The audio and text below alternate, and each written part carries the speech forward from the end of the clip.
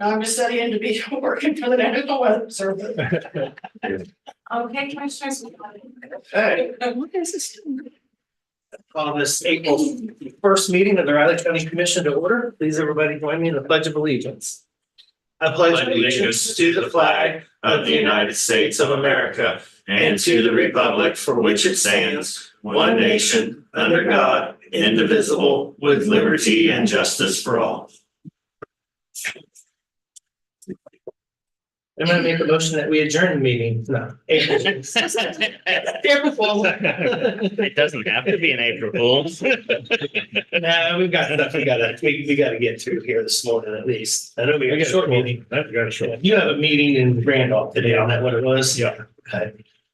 Yeah, well, April, here we are. I even had to change my calendar this morning. I almost forgot to do that, so. Well, here we are. So, We haven't done ours at home. We usually get. yeah, I might have to do that too. I got the office, I got this one, that's the last one.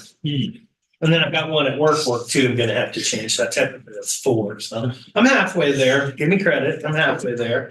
Got the rest of the day too, so we're good. Oh, yeah. So, okay, well, we're gonna start off with some public comment as we typically do this morning, and we have anything? Anybody? Nothing? Did I find anything good with Easter eggs yesterday or anything? Nothing? Here, let me know. Uh-oh, He's got an executive session. there we go. I'd like to ask the board for an executive session during my administrative time. I move we had an executive session during Clancy's administrative class. I would second that. They moved and seconded to add an executive session in Tennessee Holman's administrative work session time. All in favor? Aye. Thank you, commissioners. And I sense the wild enthusiasm. Oh, you're smiling, so it must be good. How could it be otherwise? I guess that's as public as we're gonna get this morning. So I'll close that off and we'll move on to commission comments. Commissioner. Okay, well, actually Thursday evening, attended the storm spotter training that emergency management set up. Learned a lot about cloud formations and what to look for. Not ready to be an official spotter, but now at least I know kind of a little more about what I'm looking at when that time of year when they start rolling in. They had a lot of, I thought it was a large crowd. Well, I know they kept trying to get more chairs, because more people kept showing up. So it was good success, I think. Then Friday afternoon was retirement reception for Community Correction Director Shelley Williams. She spoke and some staff had comments, and then they had videos. They had some videos of this, I think, but then they had some videos of some of the training exercises and some of the That must have been goofy later. things that happened. But must have been a little later. Yeah, after about 3:00 on, they had a bunch of stuff. And there's a large crowd, including a lot of our family. So it was a nice reception. And that's all I've got. Okay. Well, let's see. Thursday and Friday, I spent a lot of time keeping in touch with constituents, answering emails and phone calls. And then I reviewed the meeting and documents for today's meeting and went through some of the personnel issues that we have in the manual. Spent a lot of time at church over the last week and over the weekend. In the evening, I had Thursday evening, I had bell choir practice and church services. So I've had several PT sessions that were difficult. And Friday attended Good Friday services in the evening, and then attended Easter services on Sunday, playing in the choir for both services. And then yesterday evening had dinner, Easter dinner late with some friends. So that's about it for me for the week. Okay. Well, for me, yeah, I hope everybody had a wonderful Easter holiday weekend, and certainly nice enough yesterday to get up and out and do whatever, whether you're hiding or finding eggs or I don't know what adults do really for Easter these days. Yard work. Yard work. Well, yeah, it's been a good day to do that too. Yeah, certainly. Particularly with all the rain that we're being promised over the next couple of days. That's what I heard too. Anyway, some rain would be good. Could do without the hail and the wind and all that, but some rain would be good. Thursday afternoon, I listened in on the March Connecting Counties Zoom webinar hosted by KAC. It was called Beyond the Hype, what is AI and what does it mean for local county government? The session provided a foundational understanding of artificial intelligence, its potential role in county operations. The session emphasized the importance of implementation over the next decade and what can be done on a daily basis, but also tracking trends and innovations for the future as well. Aaron Davis, Director of Center of Public Health Initiatives, and Tiana Lynn, Director of Business.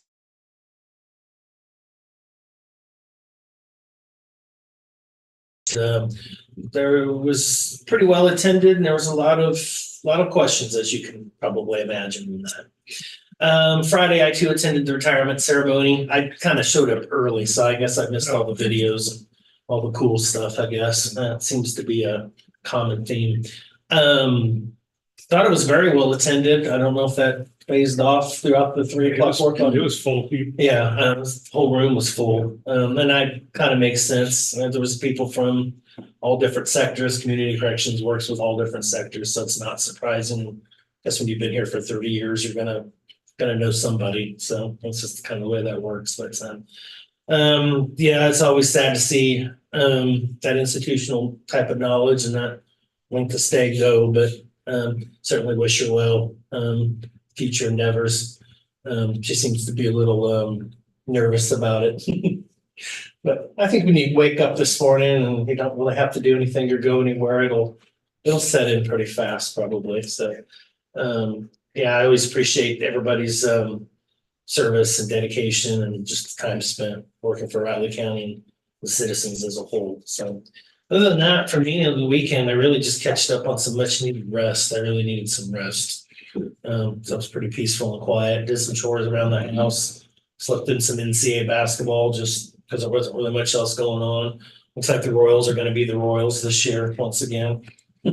Although they did win 11-0 yesterday, so maybe there's a little ounce of hope there. I don't know. So, but congratulations to UConn, Purdue, Alabama, NC State of all teams. I think they were the very last team to make the tournament.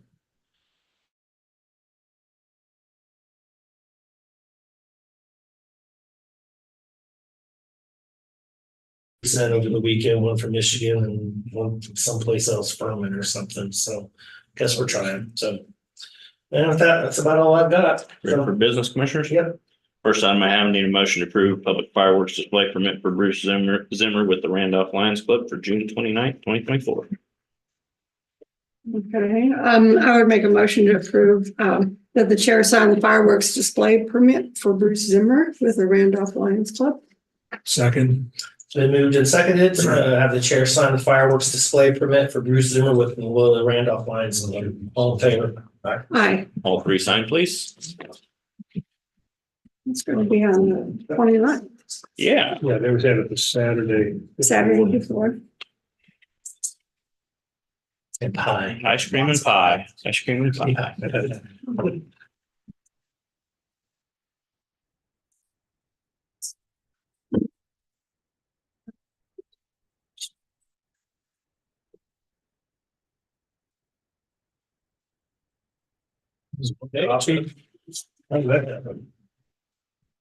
Well, that's fireworks in itself. No doubt. The next one makes up for it. Yeah, that's true. Can't win them all. Next, commission need a motion to approve National Public Health Week 2024 proclamation. Move to approve the National Public Health Week proclamation. I'll second that. Been moved and seconded to sign the National Public Health Week proclamation. All in favor? Aye. All three signed, please.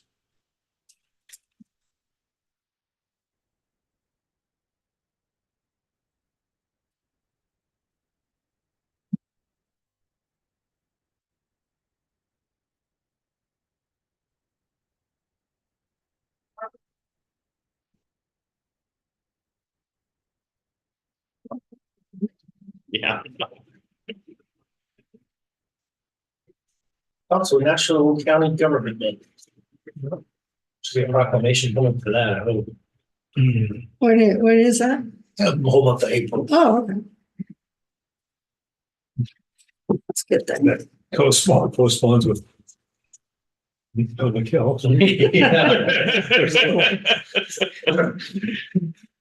April Fools.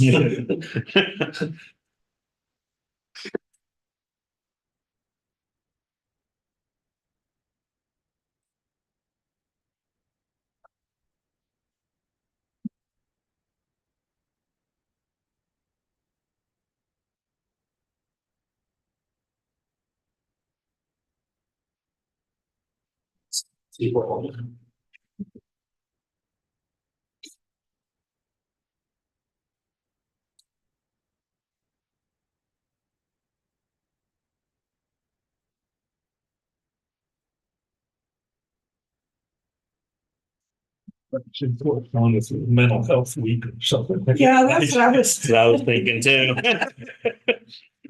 That's what I was thinking. Why am I here? Next, commissioners need a motion to approve the Child Abuse Prevention Month 2024 proclamation. Okay, I would make a motion to approve the National Child Abuse Prevention Month proclamation. Second. Been moved and seconded to approve the National Child Abuse Prevention Month proclamation. All in favor? Aye. All three sign, please.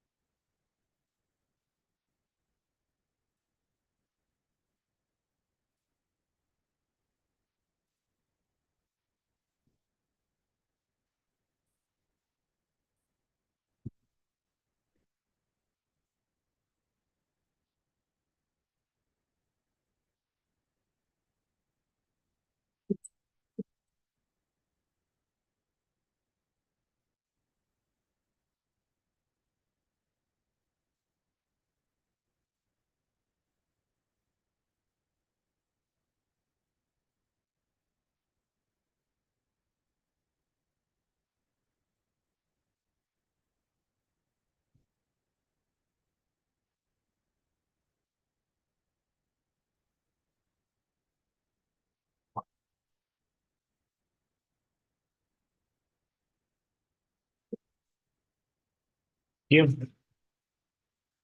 Next, commissioner need to have a motion to approve low bid submitted by WH Scale Company of Topeka, Kansas for the transfer station truck scales in the amount of $49,880. Move to approve the bid from WH Scale for the transfer station truck scale, the amount of $49,880. I would second that. It's been moved and seconded to approve the bid from WH Scale in Topeka in the amount of $49,880 for the transfer station truck scale. All in favor? Aye. Need a motion to sign retail dealers 2024 cereal malt beverage license for Brits Farm 1000 at South Scenic Drive, Manhattan, Kansas. Okay, I would make a motion to sign the retail dealer's 2024 cereal malt beverages license for Brits Farm at 1000 South Scenic Drive in Manhattan. I'll second. It's been moved and seconded to sign the retail dealer's 2024 cereal malt beverage license for Brits Farm, 1000 South Scenic Drive, Manhattan, Kansas. All in favor? Aye. Chair, please sign. Commissioners, you have any changes to the minutes? Oh, shoot.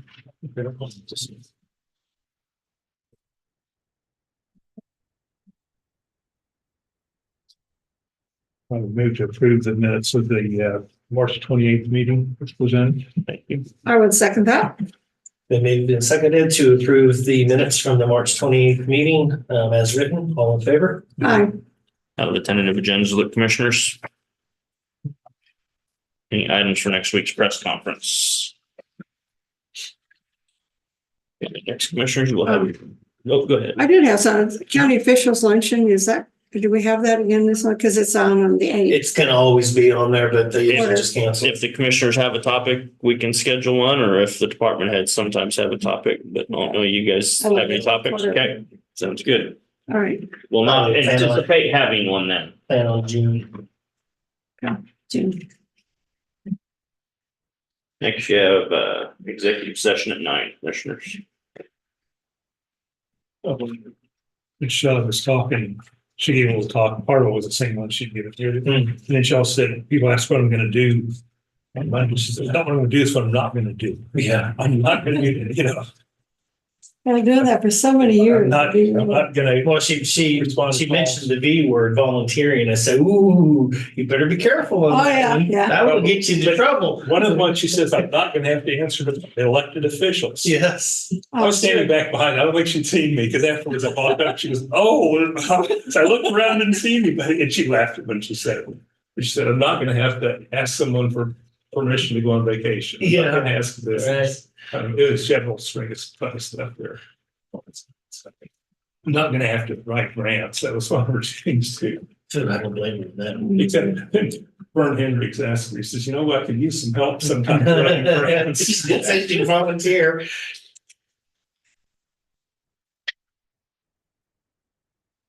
But a couple of judges were there, Bannister and Bosch. Judge Wilson was here earlier.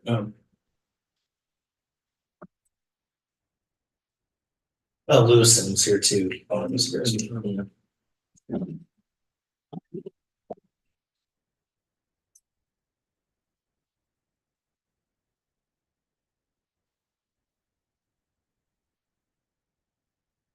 So Mr. Hobson, he was here.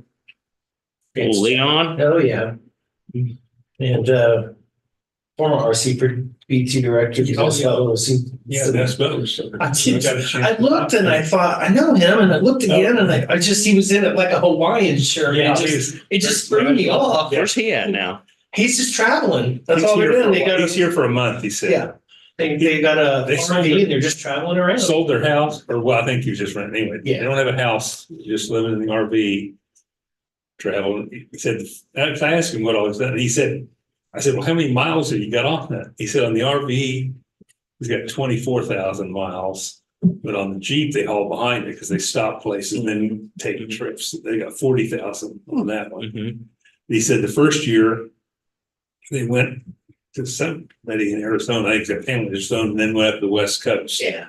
Hitting everything and then the next year they went over to Florida and went up the East Coast and all kinds of places.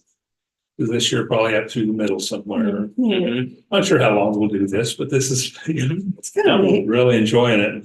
Not really a big RV person, I'm not but I either. could see doing that, for a couple years would be kind of fun to see a lot of United States. There's a lot of area I haven't seen I'd like to see. Yeah. He said, it's been pretty good. He says, a couple times when it gets to raining and you're stuck in the RV for a couple of days, 2 or 3 days, when you're stuck inside for a few days, it gets a little small, but Imagine if it's during the winter time and you're somewhere like, Yeah. up in the Northwest or something, that would be. they seem to be really enjoying themselves. Good deal. Use your microwave. Yeah. Did Bosch came up and said, "Well, which are I know you want commissioners? Which one? The kids are." Yeah, and I had to say, "I know you know who you are." Yeah. I'm good. The only But time he I, hadn't been working because yesterday he didn't have a suit on. He Yeah, just had yeah. a trial because he was very casual. That's when he said that. I went, "Oh." I think actually the only time I've seen Judge Bob, other than the meeting we had last month, was usually in here when they're being sworn back in. It's usually the only time I've seen him.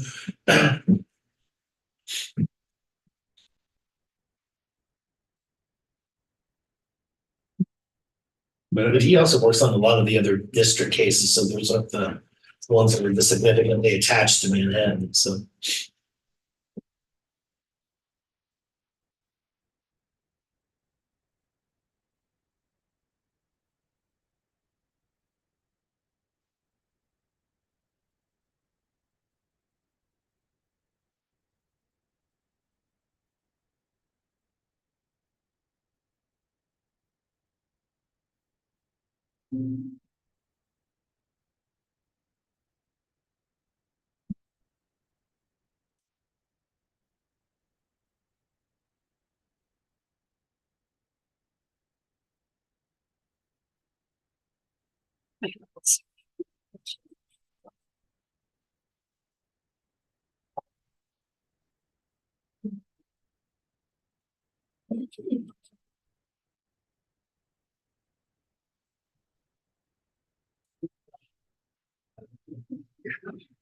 That's what happens.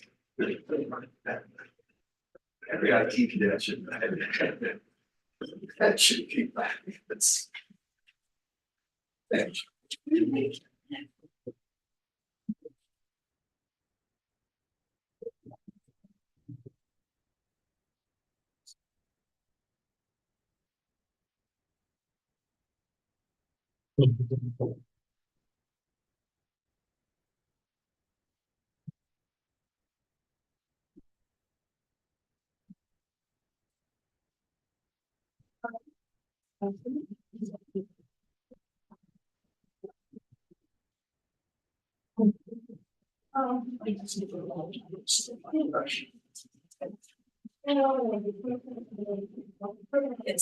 It's pretty simple, but it's also a little bit shiny. So I'm sorry. So you want the whole 20? Yes, I Yeah. sure do.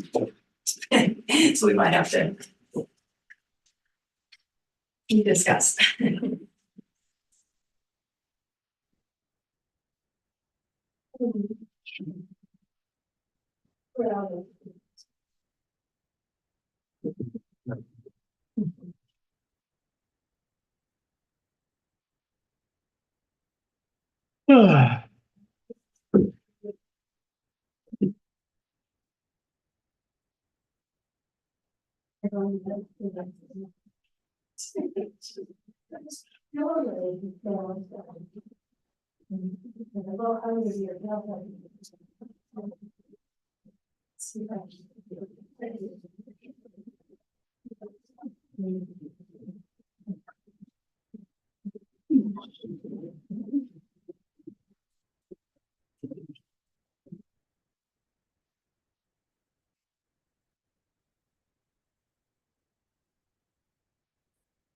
The white cane thing. Weren't we discussing at one point in time, it also kind of the benefit district? Yes, that's the issue because as is often the case with benefit districts, people get shocked how much their shares would. Okay. Benefit district for what? Like Canyon. Oh, yeah. Yeah, and that wasn't the most expensive option. No, it wasn't. Exact same issue as Valorwood. Yep. That's why, got all these signatures. Everyone wants to do it. Yeah, until we tell you what it's going to cost you. Interesting.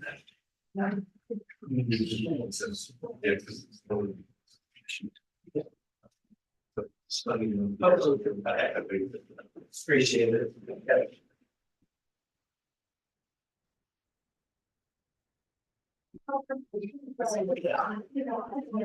It's better rather than have everybody pay for it. It's the same issue with Valorwood. Yeah. It's the same thing. Where the road usually is, particularly post-COVID. It was that way before COVID stuff. That's another one of those I can't believe. Construction costs. No, I don't. Any big project. Yeah, I didn't sign up for this.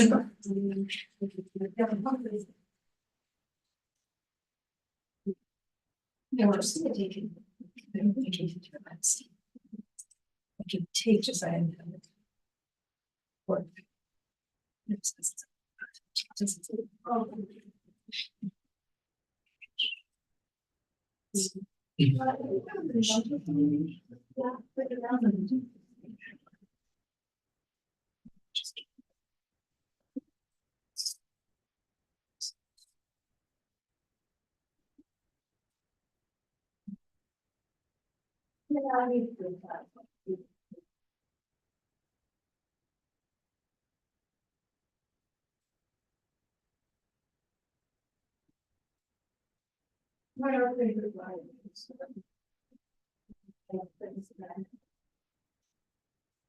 Yeah, I'm sure. Okay. Well, we can do that too. Because I got you.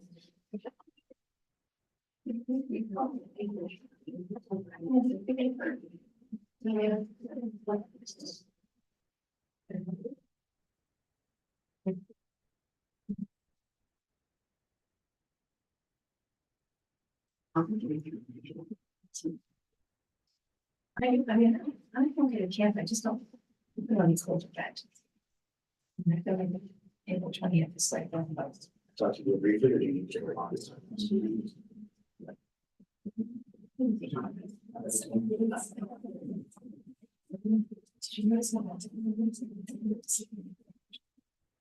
I'm sure it's gonna be great.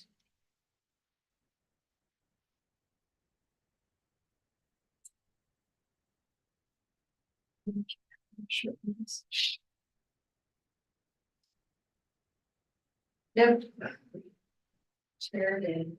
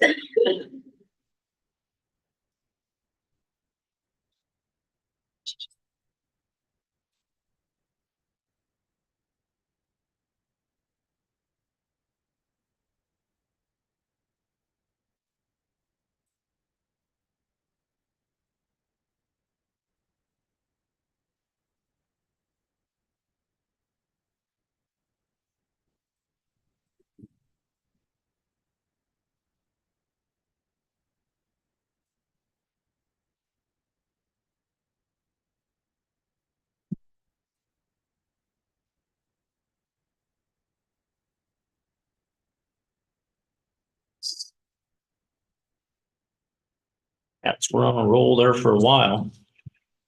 Yeah. Gave up 21 runs on Saturday. Phew. I went to the Friday. Did you? Yeah. We left at the 8th inning and they, went up 7 runs. Yeah. It was 18-11. We're like, whatever. By the time we got into the car, it was 20, whatever. I was like, oh my God. First against the office. Yeah. Yeah, baseball's that way for some reason. Looked like they just gave up. Goodness. Texas isn't even that good this year. Prove that wrong. They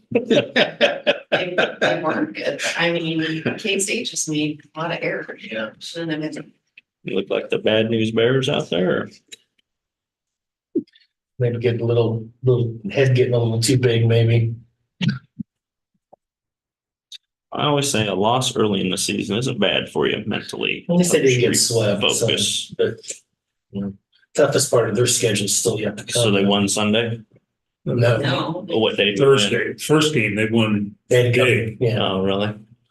They came back and then they just They scored, what was it, 8 runs in Yeah. the second inning on Thursday. The Nebraska game get rescheduled? no, I haven't heard yet.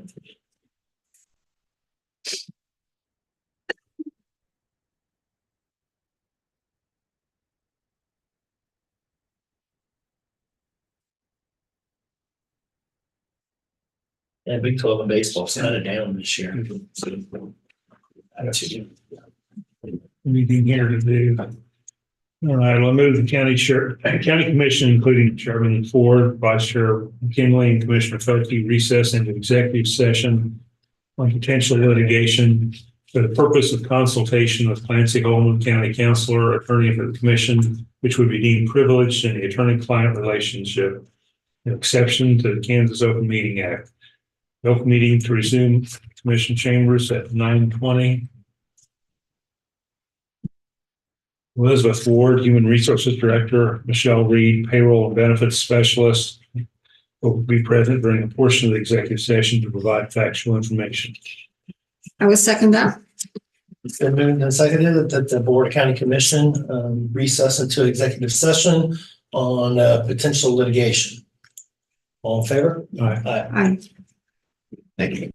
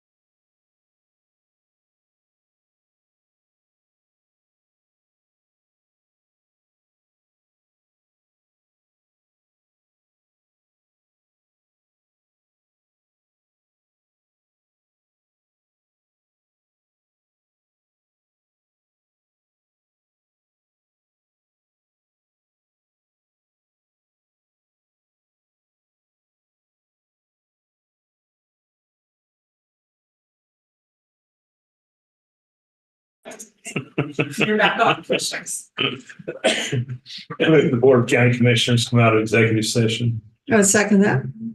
So moved and seconded, the Board of County Commission come out of executive session. All in favor? Aye. I move the record reflect action shall be taken consistent with the consensus reached in executive session. I would second that. Been moved and seconded that action shall be taken consistent with the consensus reached in executive session. All in favor? Aye. Thank you. Okay. Now back to you, and Amanda, the floor is yours. All righty. Good morning, Commissioners. Amanda Webb, Planning Director. I don't have any good jokes, so we'll just. You said that was. You see, they don't have to be good. That's true. Yeah. All right, so I have my draft RFQ for the comprehensive plan update consultant services. We talked about this last week. You folks were able to allocate some more funding to that project so we can get a consultant on board. So wanted to get this RFQ before you pretty quick so we can get it out, so we can kind of keep our momentum going with the project. So it's pretty similar to the one we did last year, except I did expand some of the scope. It's changed a little bit because we are at a bit of a different place than we were last April when we sent that one out, and expanded a little bit. So again, still all of the tasks that we talked about, you know, the main items of, you know, drafting goals, policies, actions for each of the plan elements, continuing on with the public engagement and committee coordination that we've been doing these last several months. So all of that we've already collected will be used and incorporated into the plan. And I included in the RFQ that information, what staff has already completed with public engagement, so they're aware of that. Because of course, since we have already done some things, that's a little bit less that they'll have to do, so they can adjust their scope accordingly as well as their budget accordingly. So they'll be aware of what we've already done and that we do intend to utilize that information, of course. A lot of the technical stuff, updating our demographics, socioeconomics, our current and future land use inventories, things like that. And then, of course, the meat of the project is reviewing and updating the plan itself. So going through everything, you know, using the input that we've received from our committees and from the public and updating the goals accordingly. And then, of course, the policies and actions within each section. Indicated what existing elements we already have in there that need to be reworked. And then some new elements that we're going to be including as well. Just they're aware that there's definitely going to be expanding of the document, reworking of all of the sections. We're going to want to do some, you know, changes in layout and updating facts, figures, all of that sort of stuff, just so the consultant is fully aware of what we are looking for. Of course, one of the first items when we have the consultant on board is to work on an updated scope of work and timeline. So as I was writing this, and you'll see this a little bit later in the document, remember we talked about wanting to get this done by the end of this year. So I was thinking about it. What I put in here is June 30th, 2025, that will need to have the document done by that time. That's over a year. That should be more than enough time to get it done. So kind of padded it a little bit, but had to have a serious talk with myself. Okay, December 31st, it's just realistically not going to happen. And that's okay, because as we talked about, it's more important to have a quality plan than meet the end of the year. Yeah. So I went ahead and bumped that out. So the consultant, of course, is aware of that new deadline that we're looking at. Would tend to think that with consultants on board and having that professional guidance on there will actually shorten the timeline. I agree. So Yeah. I'm thinking more along the lines of probably this time next year. Yeah. No, I definitely agree with that. And I think I put like no later than June 30th. So yeah. And again, once they're on board, we will work on you know, updated time.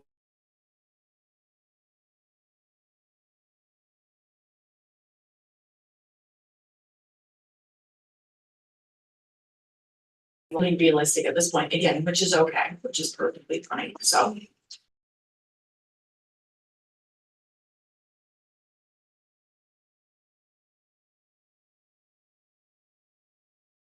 Prepare for smoke and spark. For some reason, we're having some internet problems this morning. We were doing my video this morning. I don't know what it is. So, Okay, hopefully we're okay. I hit the unmute as you said. Here is our anticipated timeline, and again, there's that no later than June 30th, 2025, but that more precise timeline will be detailed once the consultant is on board. And then just the different submission requirements, qualifications, all of that sort of stuff. It's a pretty standard RFP, of course, that you folks have seen before. So just wanted to get that in front of you. If you all are comfortable with it and approve me doing so, I will get it out by the end of the week. There is a handful plus, probably at least a dozen plus firms that I will send it to. Plus, I learned that I can post it on the American Planning Association's RFP website for free. So definitely gonna do that. That's a national thing. And then of course have it on our website, and just as with this comp plan thing, just talk about it all the time. So just making sure we get some good consultant submissions. So. Just notice one, you said yes for 10 copies, so that I guess everyone, but then you said they can also email, but that means then you'd have to print off all those copies and everything. Yeah. Only one. And I thought about that, so I mean, I can take that out and just put that on. Yeah, I'm just saying, it's just, Yeah. Yeah, it's just more work for somebody, for us to print them all out. And yeah, I mean, if they're gonna do it, I think they can. they should do it. that's fine. Yeah, that's Yeah. fine. Might suggest they supply the 10 copies and email her a soft copy. Yes. Oh, yeah, maybe. So both. So both, yeah. Okay. It's a good plan. Okay, I will update that.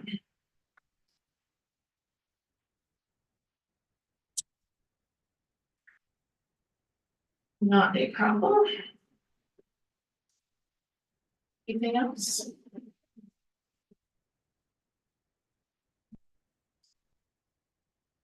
I think it's looking good. Yeah. So I'll make that change and I will get it out by the end of the week. Okay, good. Okay, thank you very much. You. Thank you, Madam. Next, Commissioner, you have a press conference.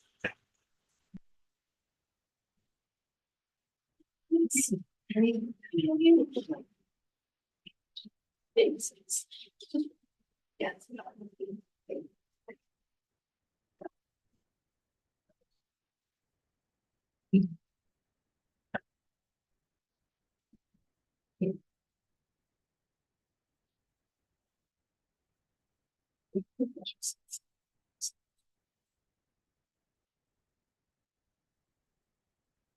I guess they're starting upstairs. Yes. That's happening. So they're replacing all the windows on fourth floor? Is that, yeah, I see that there's one. out No, of just here. those down the hall, and that's the one at the end of the hall.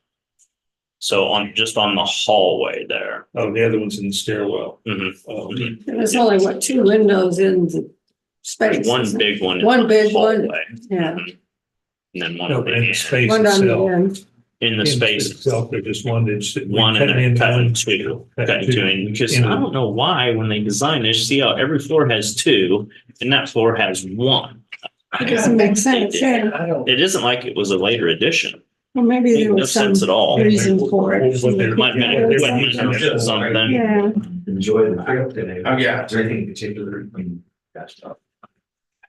Brad, especially, Scott's gonna be there, but Brad especially. There's one other, you can.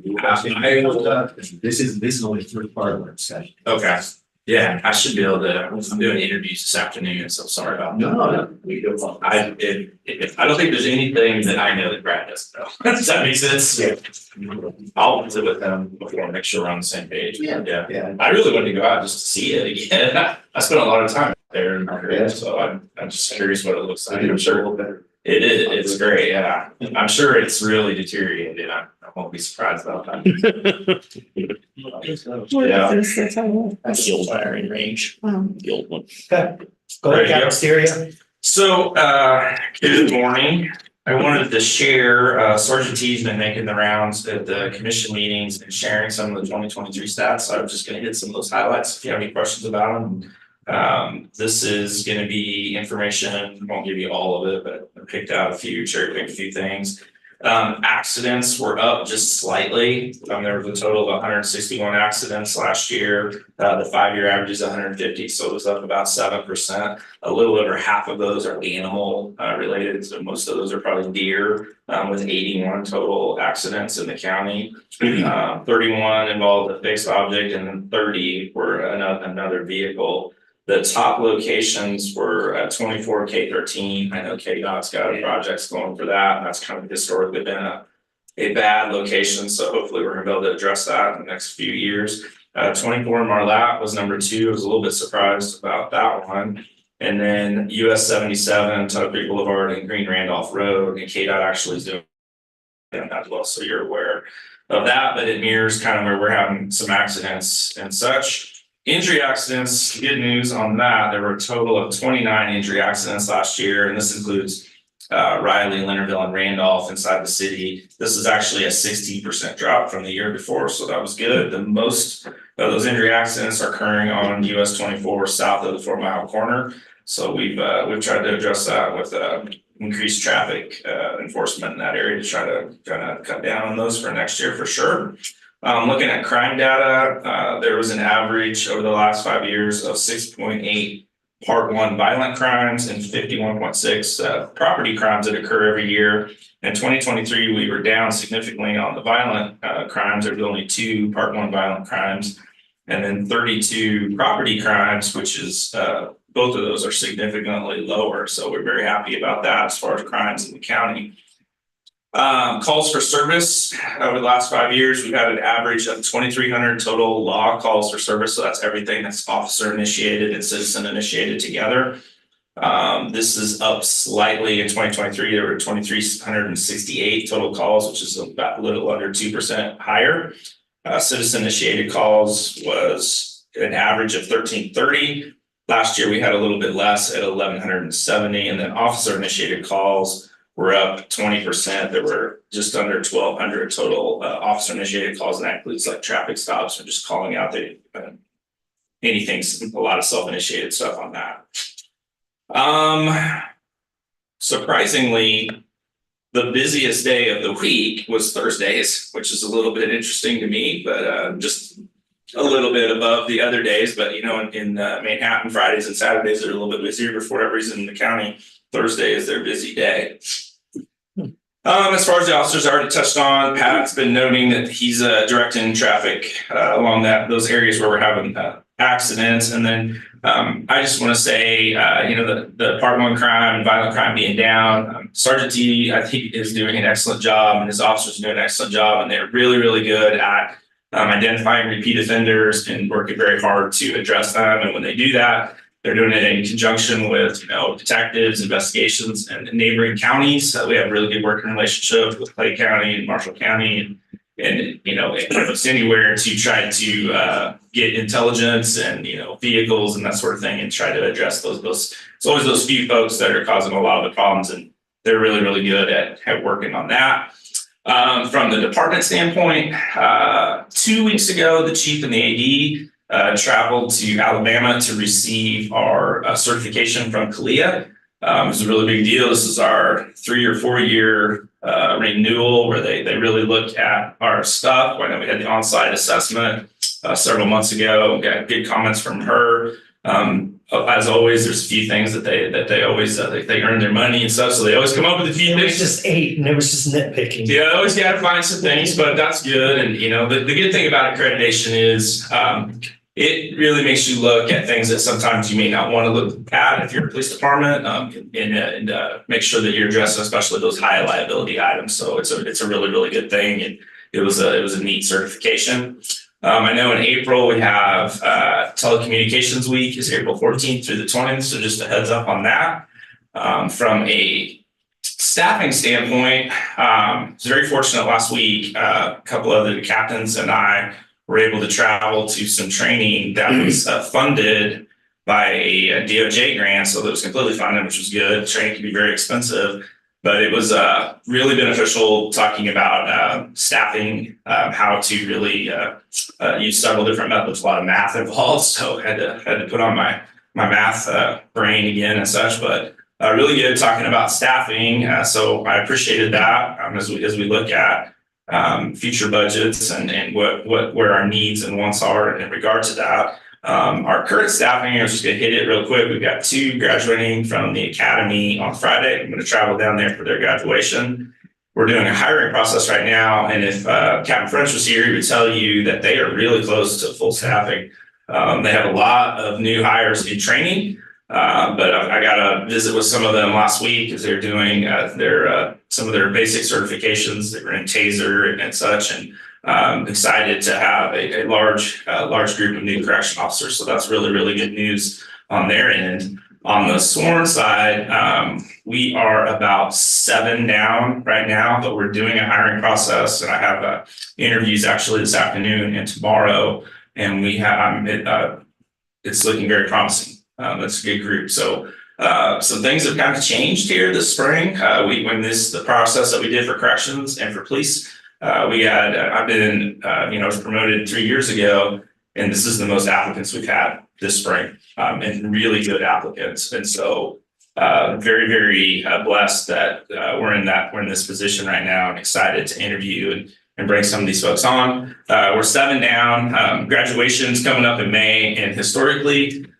we usually have some spouses or some folks that'll graduate, and then for family reasons, we'll usually lose 1 or 2 folks. So kind of expecting that. It's usually somebody that you didn't know about, but that's just kind of that's what happens in May. So, same for any questions?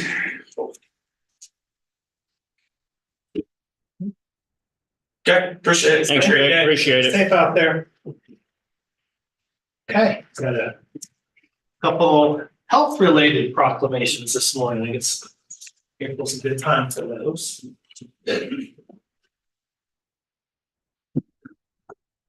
And first one we'll start off with, I guess, is the National Public Health Week proclamations, all right? Okay. And thanks for not making this too very long, by the way. Appreciate that, particularly on April Fools.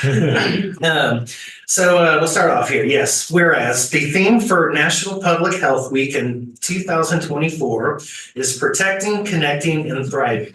We are all public health, and its goal to recognize the contributions of public health in improving the health of the people of the United States and achieving health equity. And whereas racial and ethnic minority populations in the United States continue to experience disparities in the burdens of illness and death as compared with the entire population of the United States. And whereas the public health organizations use Public Health Week to educate public policymakers and public health professionals on issues that are important to improving the health of the people of the United States.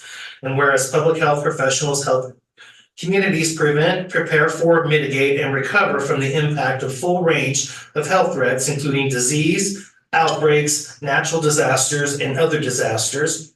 And whereas efforts to adequately support public health and prevention of disease and injuries can continue to transform a health system focused on treating illness into a health system focused on preventing disease and promoting wellness. Therefore, we, as the Board of County Commissioners of Riley County, Kansas, do hereby proclaim April 1st through the 7th, 2024 as National Public Health Month. In witness whereof we have hereunto set our hands and caused the seal of Riley County to be affixed on this, the first day of April 2024. Did you have anything you wanted to say on this particular one? We'll move on to the other one. She gets that one, right, Rich? Yeah. Okay. Cheers. Thank you. It's been a while since I've done a proclamation. So thank you for allowing us time to present this morning and recognize National Public Health Week here in Riley County. Public health is very complex, as you know, but in short, it's promoting and protecting the health and prolonging life, which is part of our mission at the health department. You don't always see a visible monetary return on investment, but we know you commissioners understand that, and we are grateful for this, along with the support you've given us over the years. So thank you very much. And the second one we have is Child Abuse Prevention Month 2024. Whereas children are our nation's most vulnerable members, as well as our nation's most valuable resources, helping to shape the future of Riley County. And whereas childhood trauma can have long-term psychological, emotional, and physical effects throughout an individual's lifetime and impacts future generations of their families. And whereas childhood trauma, including abuse and neglect, is a serious problem affecting every community in the United States, and finding solutions requires input and actions from everyone. And whereas productive factors are conditions that reduce or eliminate risk and promote the social, emotional, and developmental well-being of children. And whereas effective child abuse prevention activities succeed because the partnerships created between child welfare professionals, education, health, community, and faith-based organizations, businesses, law enforcement agencies, and families. And whereas children who live in families with access to concrete economic and social supports are less likely to experience abuse and neglect. And whereas we acknowledge that in order to solve this issue of abuse and neglect, we must work together to change the hearts and mindsets through storytelling, centers the needs of families, break down bias and barriers, and inspire actions from partners in prevention.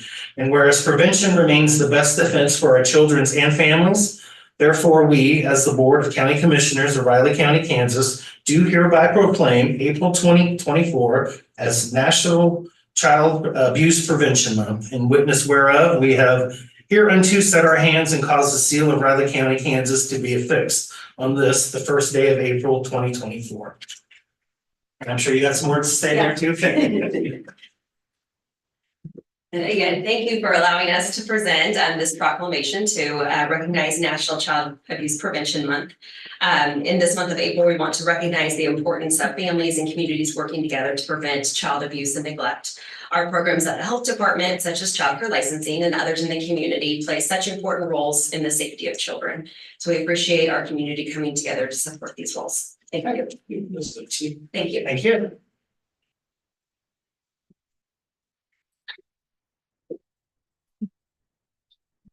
Okay. So, Brittany, you're up.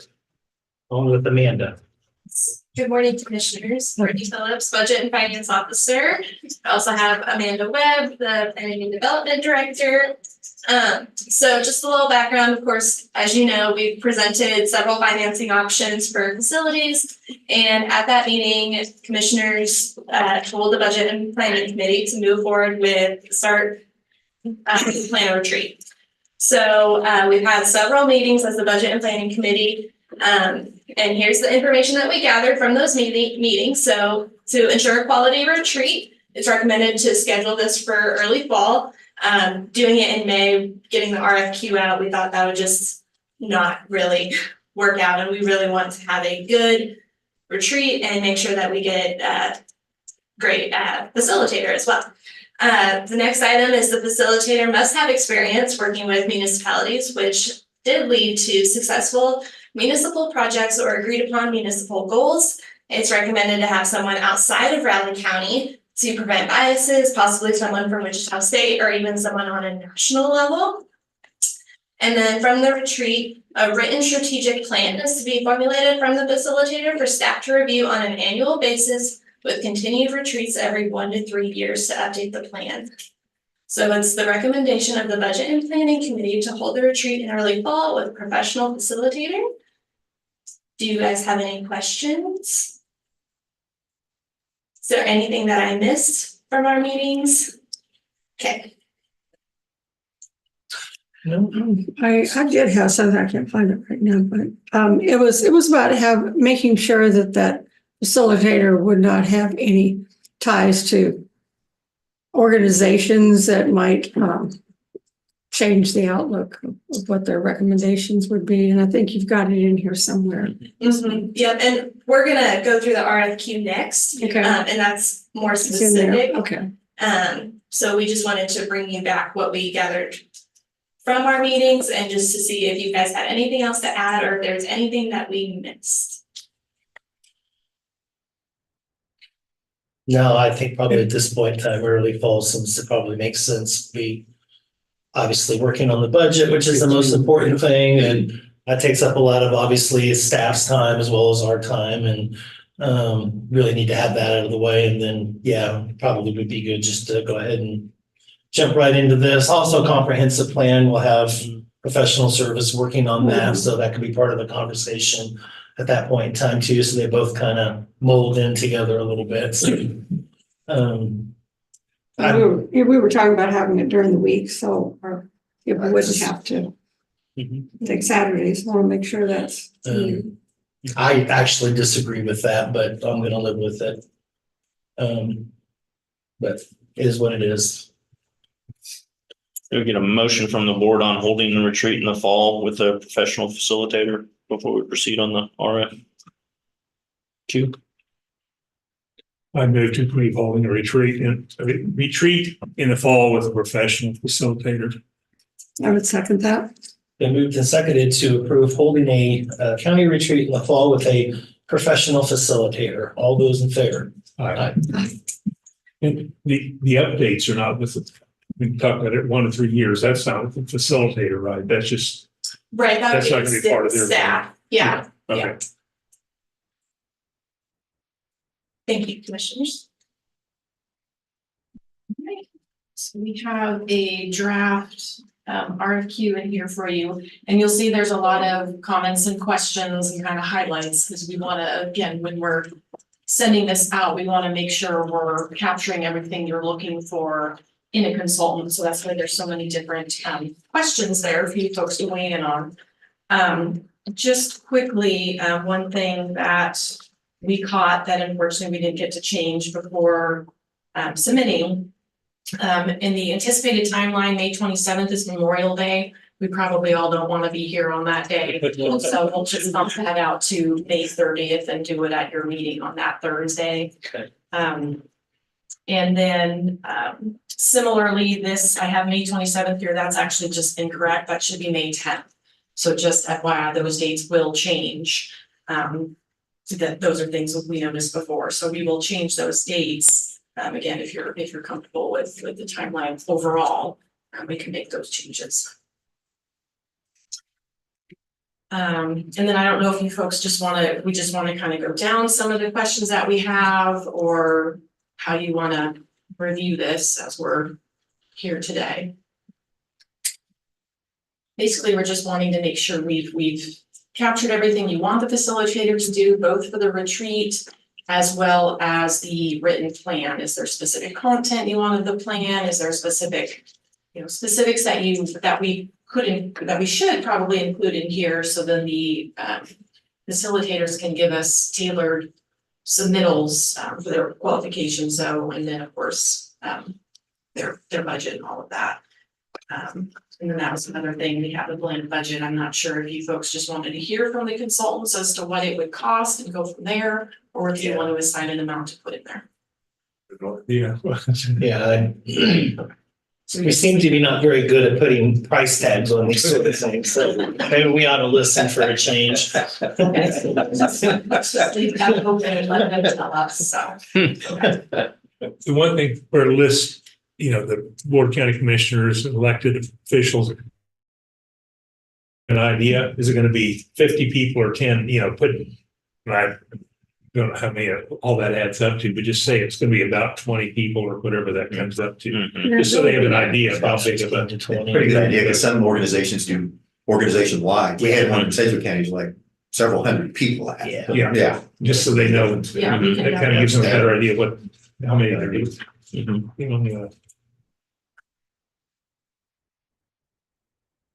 And if we are going to be doing this during the week, you may have to put delegated department heads, because the department head may not be available on that particular day.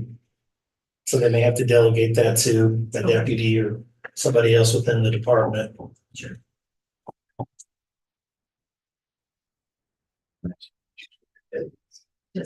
Yeah.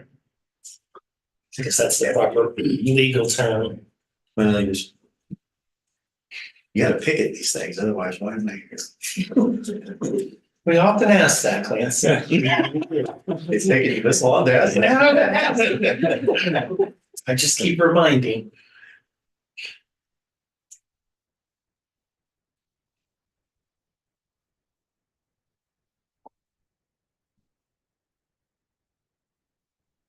I do think as part of this though, too, I mean, we're gonna review it every 1 to 3 years. I think our facilitator should at least review it with us at first go around afterwards, at least to make sure that we've gotten everything right. Okay.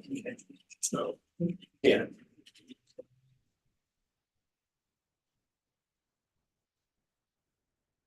Just have to leave us to our own vices.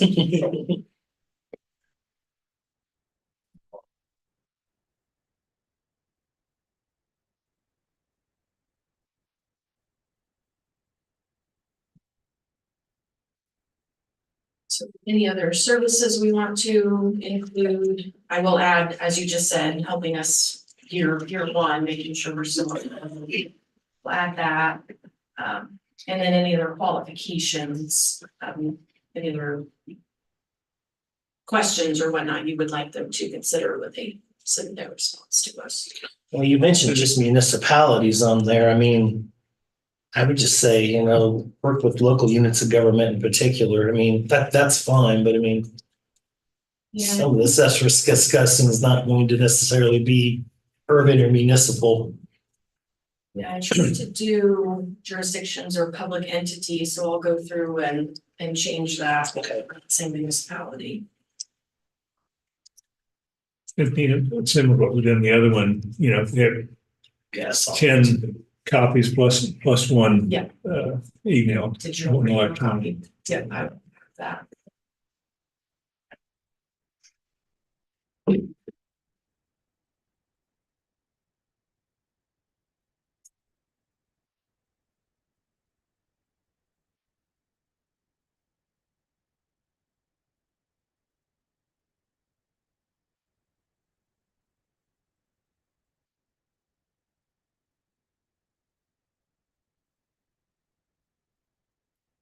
Oh, and let's see, let's go back to the timeline. So the anticipated timeline is for both the selection of the consultant. We have September 2024 for the actual retreat itself. And then we have a question mark for completion of the strategic planning document. I don't know, you know, what you folks are, you know, a month, 6 months, you know, something in there. Probably a month is too quick, but 6 months is probably too long. Yeah. So I'm not sure if you have What a. I does think it that's, usually take? well, it depends on the discussion would be my, If we're focusing on facilities primarily, it may not take that long to. I don't know, to do it. Because it's not an overall whole county. I think you can just leave a question mark there for now. Mhm. And I think as we discuss stuff, that'll come into focus. Okay, I so think they'll be able to have it done in 2 months. Yeah. I think they'll be able to have it done in 2 months, and we probably ought to put it what we expect, Well, 2 months or even given the option of how long is it gonna take? You know, I mean. not to exceed 2 months. Yeah. Because maybe it should be determined after discussion or something like that, rather than just a question. I agree. I don't think you want to leave that open-ended. mhm. No. I was just trying to go We're right. doing it in September, I You can mean, miss- end of the year, maybe you get your December 31st one, or this one after that. Christmas That's present. not- Right. Strategic plan. Put a nice bow on it, some shiny glitter. Well, if we're doing it in September, That'll be done before the end of the year. Yeah. it's done by the end of November. In November. But like I said, If you don't get it done by the end of November, you'll never look at it through the holiday season, and then it's Yeah. gonna lose some of its. Yeah. Yeah, if you wait too long, everybody Realistic timeline. gonna lose a little bit. Some of its value. Yeah. Yeah. So we want to do it November 30th. Yeah. Last day of November, so it'll be a late Thanksgiving. Gobble, gobble. So I'm thankful for. Exactly. You put in there, we don't want to hear that you got busy. Exactly. Yeah, no excuse.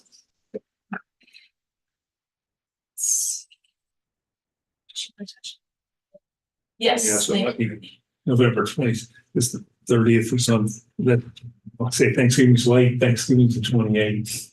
okay, so November 30th would be a Sunday, right? But It's But it'd be a 27th. Saturday, so maybe the 27th. Yeah, November 27th. Just before. Day before Thanksgiving. Okay. It will be a Thanksgiving present. Again, more than doable, so.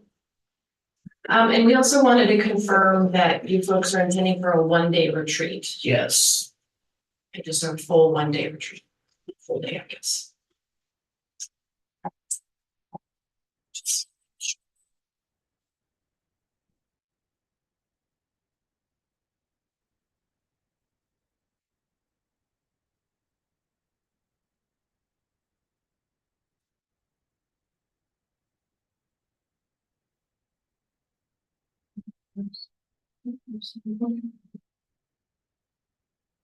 Any other changes you folks would like to see, anything added?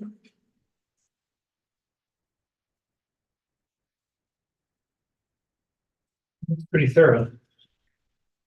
And get a motion, commissioners, to proceed with that RFQ.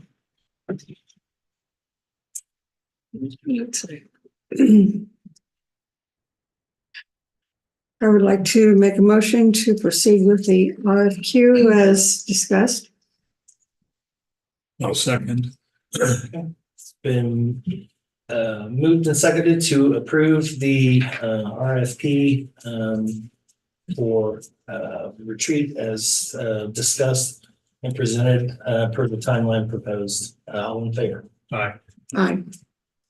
Thank you very much. We will get this out by the end of the week. Okay, thanks, Brittany. Thanks, Amanda. Thank you. Next, commissioners, you have Russell Stuckey at 10. Hiding in the corner there.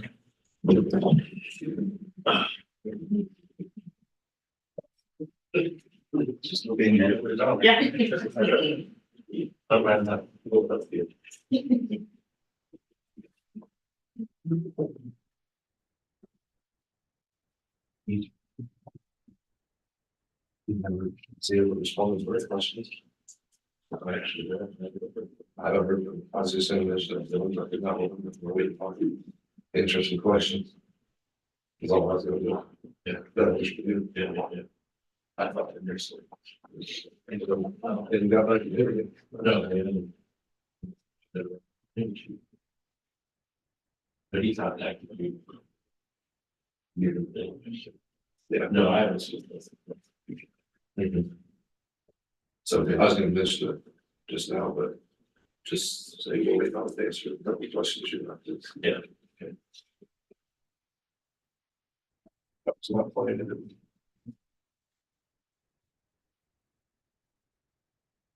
Yeah, freedom. We asked. Give us the information. Okay, well,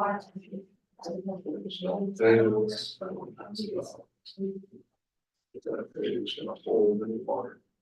I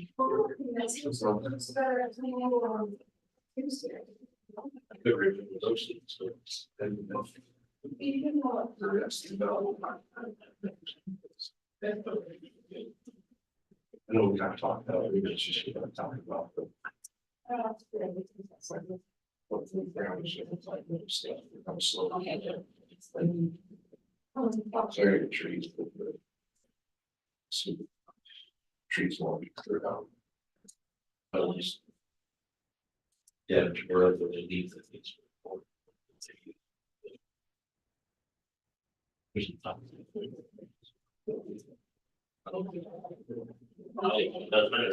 Yeah, thanks. So that's should do some stuff that they can't have that. You know. And it's not- I think I'm not sure on this. I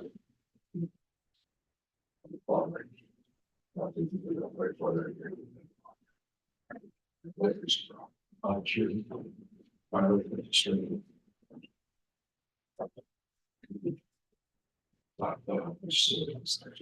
Yeah.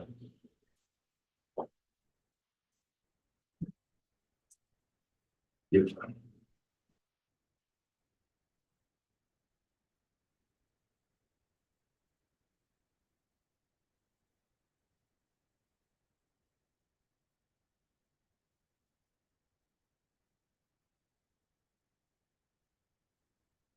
Make sure you can pass around. I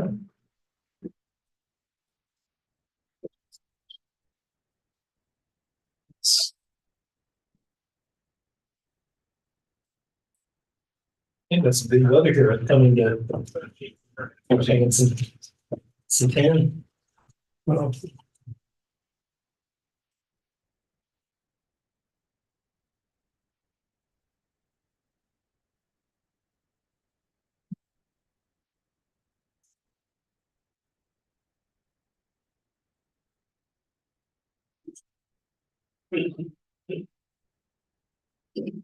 Fortunately, the door opens in. Yeah, no kidding, not a headache.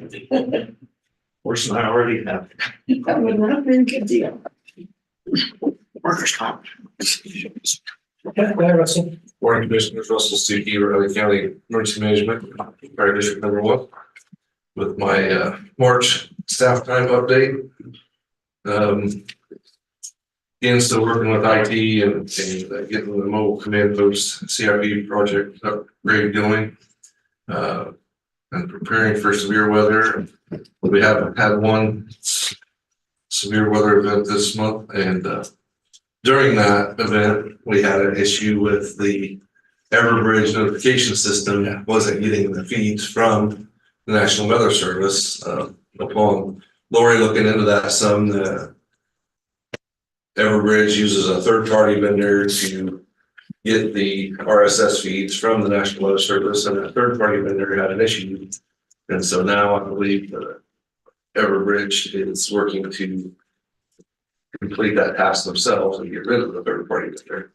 But that stresses, and work with Vivian and put out a lot of information on this, but just want to reiterate and stress again how important it is that you have more than one method to get your severe weather information.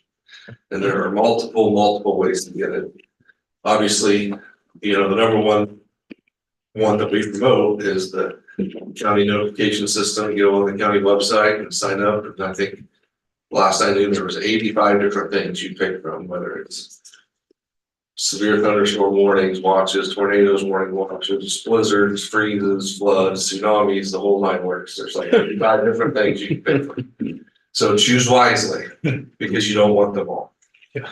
Pick the ones that are pertinent for us, and also be aware of the lightning warnings and stuff. And some of those others can come at 2 a.m. And so I don't really think you want those either unless They do you are come at 2 a.m. unless you are a public official deciding on whether to call ball games and other things like that. You probably don't want the lightning warnings. But anyway, it's so important to have more than one method of notification. The old standby is a NOAA weather radio program for the county you live in, and a lot of times the county east of you or southeast of you are the two most pertinent ones to have your radio program for. And then there's thousands of apps. There's the broadcast stations, the WW, KSNT, listening to local radio, K-Man, and all the other local radio stations, and have those multiple ways. In today's world of streaming and getting on TV and you're streaming, they don't break in on streaming and tell you there's a tornado warning in your area. Like if you're watching 13 or 27 or 49, when they break in and send the banner across, you don't get that when you're streaming. So be aware of that. And that's one of the old standbys that everybody used to have. And now with the way entertainment's taken up now. They technically do now on streaming for tornado warnings because they go to live coverage, and the live coverage just comes streaming. Well, in terms of watches and stuff, no, they didn't. Well, and I'm talking about Amazon, Yeah. Netflix, all that kind of stuff. You don't get that, but Yeah. But yeah, if you're watching, 13 or 27 or 49 and those type of things, you still do. So just can't stress enough how important it is to have multiple ways to consume that information, and then be prepared ahead of time. Don't wait until the tornado warning comes out and decide, oh, where is my shelter? I don't have a basement. Does my neighbor have a basement? And how down the road, or where do I need to go before the tornado's on the ground? Not after the tornado's on the ground, because it's too late then. That's when you grab your mattress and you jump in the bathtub, and that's all you got left. So,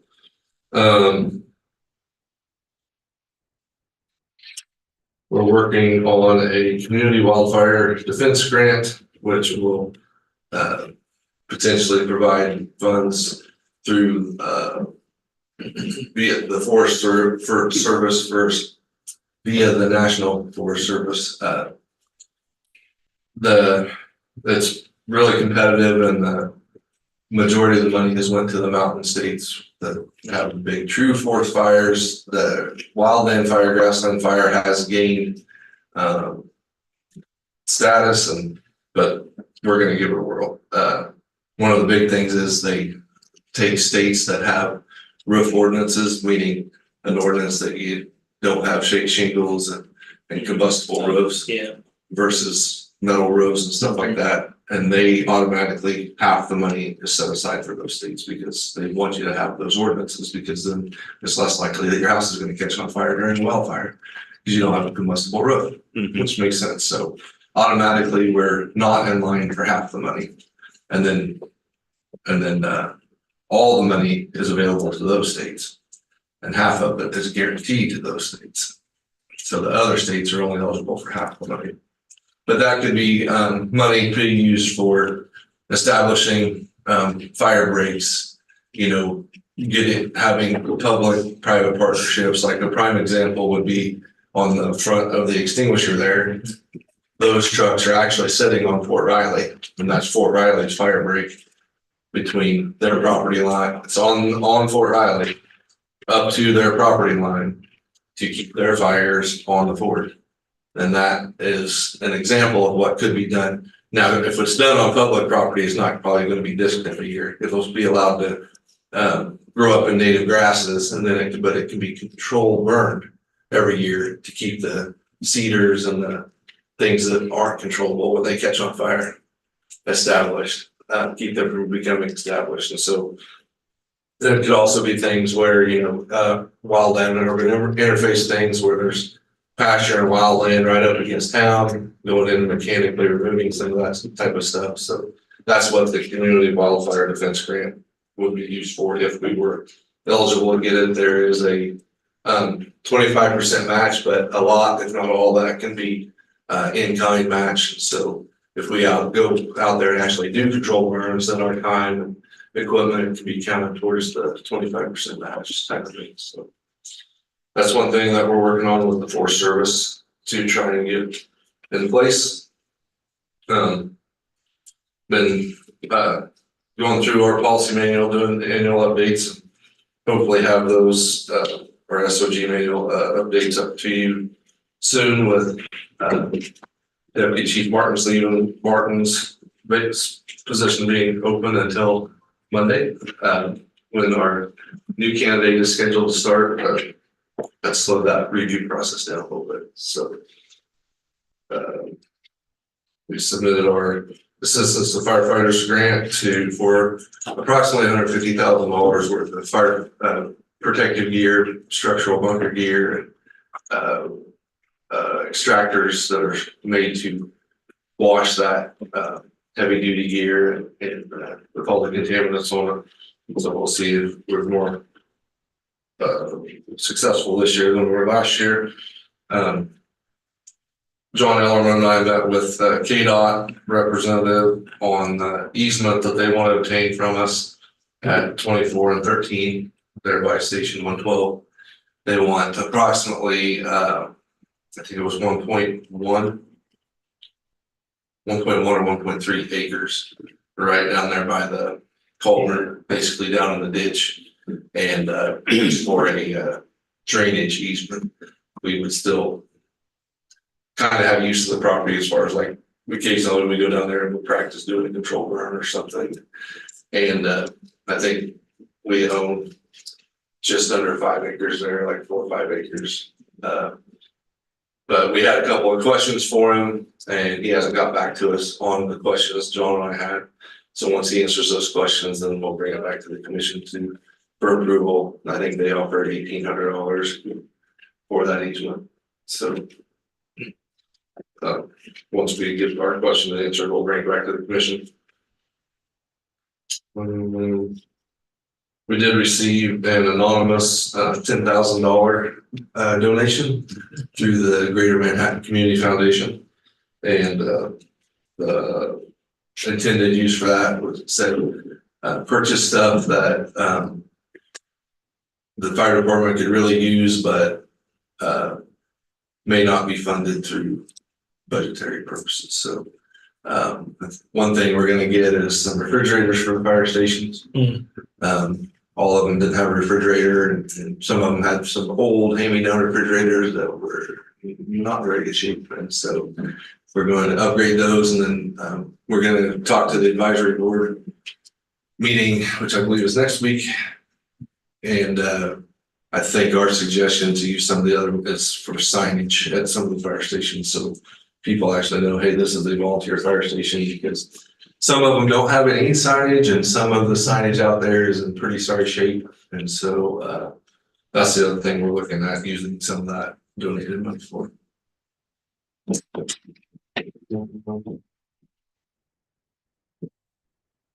You can see in there, we've got 5 new applications. We're up to 129 active members right now, with some applications in the queue and the hiring, constantly in the hiring process. So things are still going in the right direction there. Again, with the deputy chief's position open, that's put more work on Michelle, more work on Doug, and everything. So that process has probably been slightly slower than it has been. But again, a week from today, we anticipate our new deputy chief Antonio Castillo starting and getting him trained, and taking steam back up. Going forward. Last couple of pages there, you can see our run numbers and the types of calls. And I think, as I mentioned to a couple of you earlier, we're working through some radio system issues that popped up this morning, and I don't really have any other details right now other than KCOM's been working on it since 4 a.m. And our operations are still going, just not a little different than we normally do. And once I know more, I'll let the commission know what I know. Any questions? Oh, and then I passed around a picture of the progress there on Station 102 down at Ashland. So there's actually iron in the air. Yeah. If they get a couple of days with not so much wind, they'll be thinning there. Yeah. I think it's been like that for over a week now. It's been pretty windy. When the wind's blowing. Yeah. So Yeah, that'll take you flying. Yeah. and then once we get the land swap agreement with University Park done, the paperwork done, we'll get to moving on that. It's a little bit more challenging. So, any questions?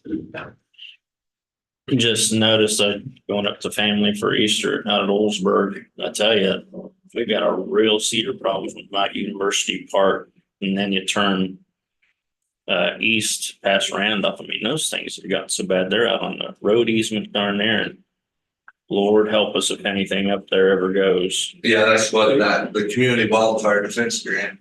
One thing that it could be used for is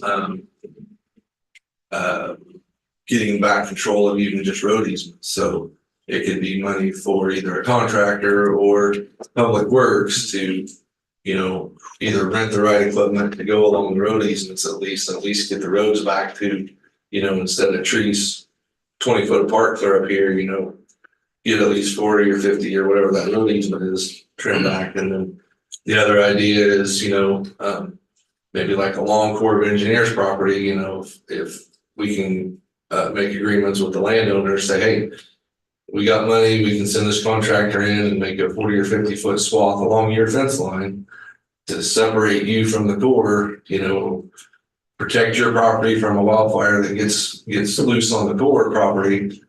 We'll have a place to stop it from getting onto your property. Plus, it's going to make it easier for you to maintain your fence and a lot of other things. So I would think there would be some takers in that, but again, we got to get the grant and get the funds to actually do it. But yeah, Those cedars used to be a little problem. People don't realize how big they get. Mm. If anything ever goes wrong up there, there's no stopping it. yeah, and it's the other thing to stress on that, you're exactly right, is the defensible space around your homes and buildings.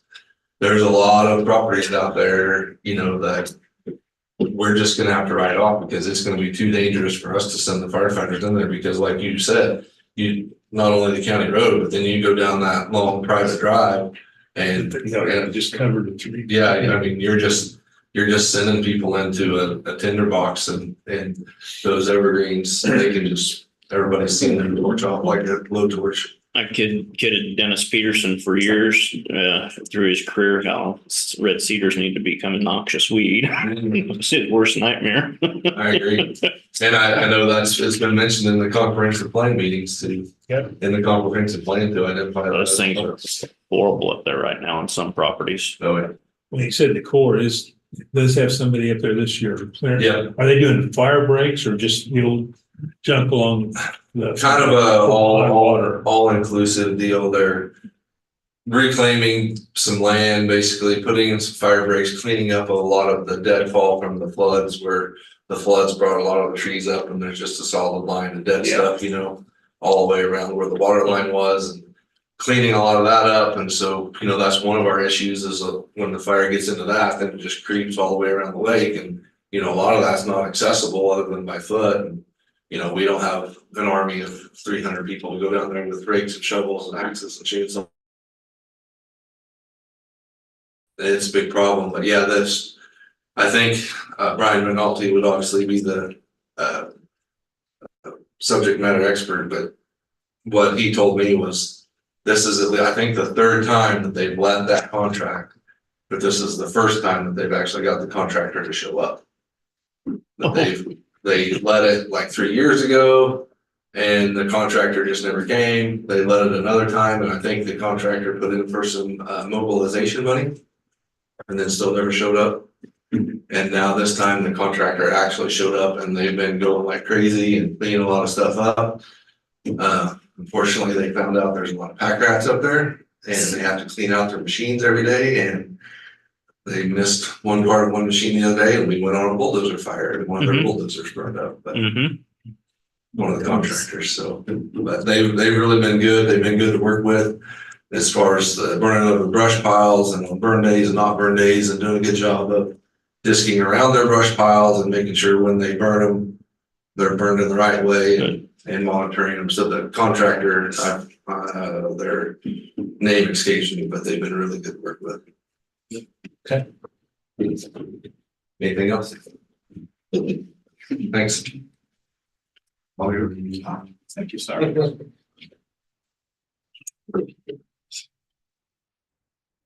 Yeah, there won't be anything left.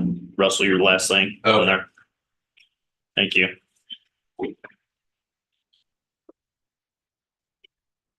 Morning, members of the county commission, county attorney, and Mr. Vargo, Brian Pete with the Riley County Police Department. I don't have too much information today, other than initially, I believe one of our department members was here to tell you about the traffic statistics thus far. The current status of the department is, and we're in really good shape. Our staffing numbers are very, very strong. We, with the exception of normal daily, I guess, normal organizational attrition rates, we're doing extraordinarily well. We anticipate to be the corrections facility is fully staffed, but that means that we still have to get folks trained up so they can work on their own. So we're still dealing with some of the aftermath, but we're at the end of that tunnel coming out to the light. Other than that, as I mentioned before, status is good. We had put in for a grant to get an organization to come in to do a workload assessment / staffing study.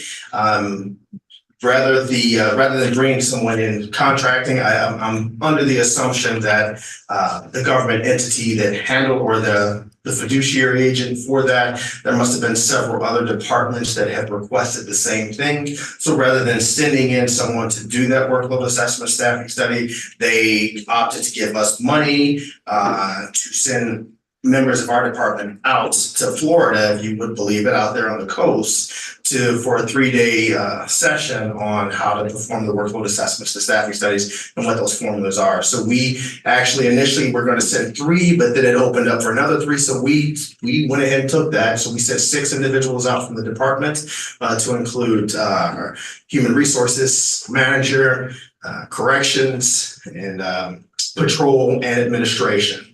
And they came back, and so we're eager to see what those formulas are going to look at. I think that we're going to find that we're still on the right track. I don't anticipate we're going to look for those ridiculous numbers of 2.4, 2.6% per 1,000 residents, because again, that's just a data report.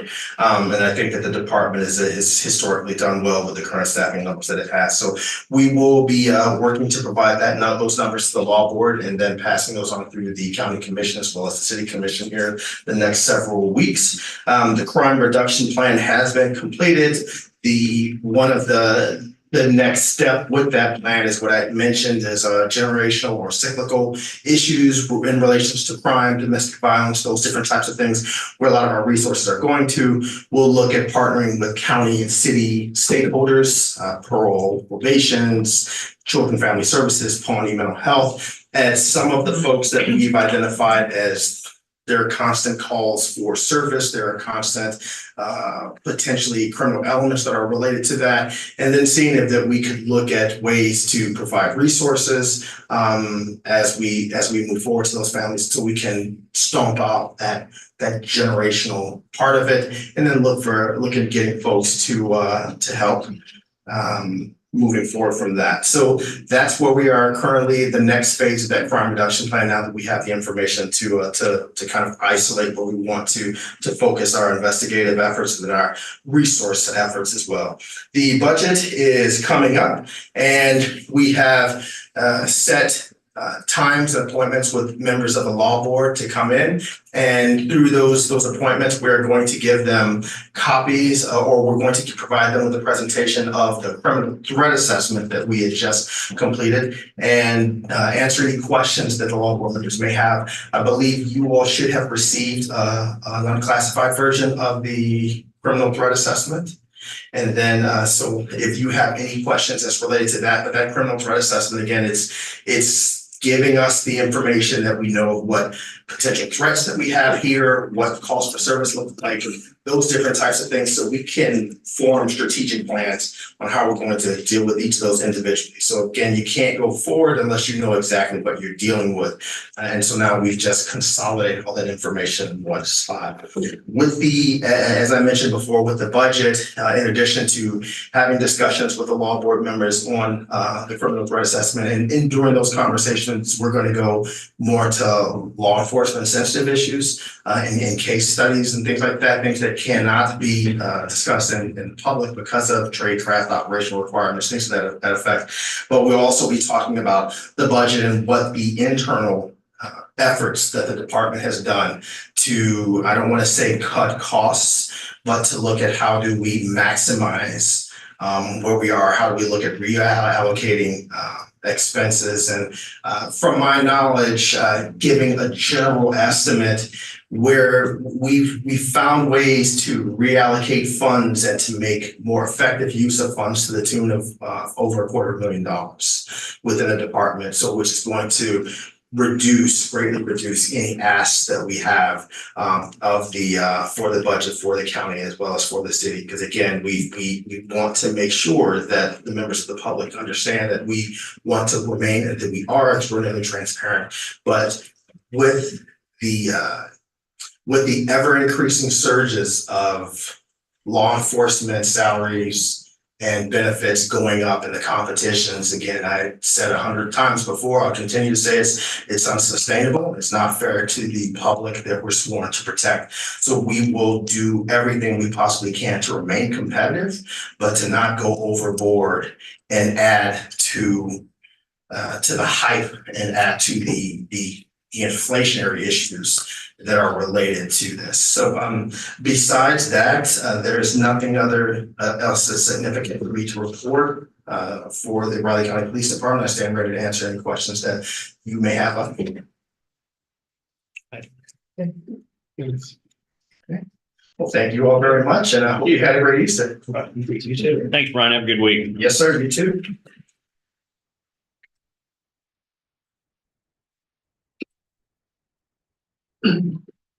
Okay, well, that was the last item for the day. Does anybody have anything else? Okay, I've got one item.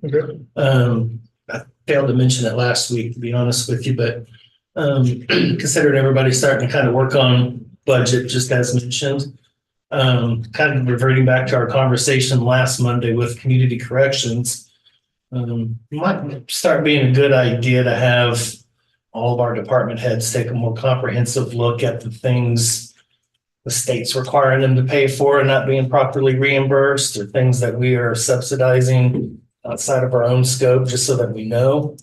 And it's never an easy time to do that, and it takes some time and it takes some resources, but I figure they're already working on the budget. I say during budget season, Yeah. that'd It'd probably be the best time to do it. So, but I think they would have to have some general direction from us to be doing that now. So I think that would be a good idea, just so we all collectively know what those, I think we're going to be surprised at a few departments really do. Well, what all departments are? Well, we know that, we know it's happening in community corrections. We know it's happening in the health department.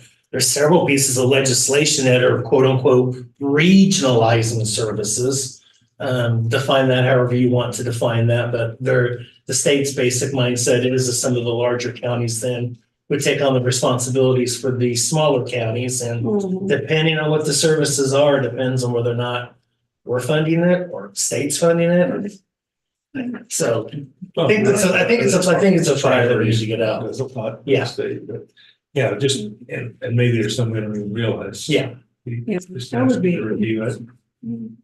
The board agree, consensus, do that? Okay. Sounds good. I'll get that to Brittany and she can get the word out, and I then, appreciate it. and Brittany will help them Yeah. analyze that. Yeah. If I could just pull that out of everything else, and then we all kind of know and can decide whatever. Yeah, I don't know what we could do about it, but. If it's non-mandated, there's a lot we could potentially Well, do that's about true. it, Yeah. but we need to see where it's at. I think in a couple of places we might be surprised. We'll see. Mhm. Could also affect what you do in future with legislative items, because if you need a change in some of those things, if you think they're significant enough, that'd be a way to do it, particularly things like with the treasurer's office. I mean, that jumps to mind. That's some of the largest probably for sure. Yeah. You know, you've got that tension between what they've tried to do on the statewide treasurers association on fees and not being able to get any traction with that. Where a good portion of what they do helps the state.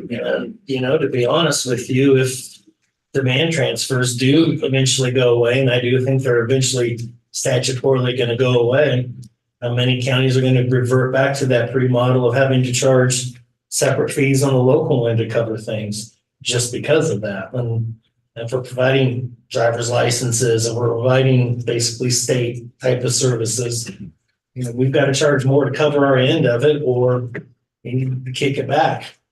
Yeah, the driver's license is a good point as well. I'm just thinking of the subsidy that we do just for daily motor vehicle I mean, we're not, tags and taxes. we're not even, that's not even a revenue neutral scenario for No. us. Well, and the other thing is, I mean, it's just like the health department, we're providing services for other counties in the health department and in the treasurer's office Yes. with the large trucks and trailers. Oh, yeah. Mhm. And that's my basic synopsis of. Yeah, I understand where you want to go with it. And outside, In relation to what Anne brought, we're covering for them and we're getting less and more tax exempt properties. Yes, we are. Yes, we are. Squeeze from both ends. you know, we got to keep in mind that the current tax proposal actually reduces the state mill levy on schools. So it's probably going to force them to have to use more of their local option budget, which is more the piece of that property tax pie on the local end too. So it's yeah. Could also get them back in litigation too. Yeah, that's true. And you said about Yeah. demand transfers eventually going to be gone. And as far as I'm concerned, they've They been gone already for a are. long time. Yeah. So I mean, whether they take the legislation off or not, if you don't get funding for it, it's gone. Okay, well, that Mhm. that was my 2 cents for the morning, so. Appreciate Brittany will get to working on that. Ran over here. Oh, okay. Stop. I just figured everybody should start to work on budgets right now, Yeah. and if there's the best time, there's not a best time to do it, but if there's a best time to do it, it would be now. So, Yeah, I will let department heads know when I send out budgets. okay, Thank you. yeah, that's it for me. Okay, then I would make a motion to adjourn the April 1st meeting of the Board of Raleigh County Commissioners. I'll second. I do the second to adjourn the April Fools meeting of the Riley County Commission. All in favor? Aye.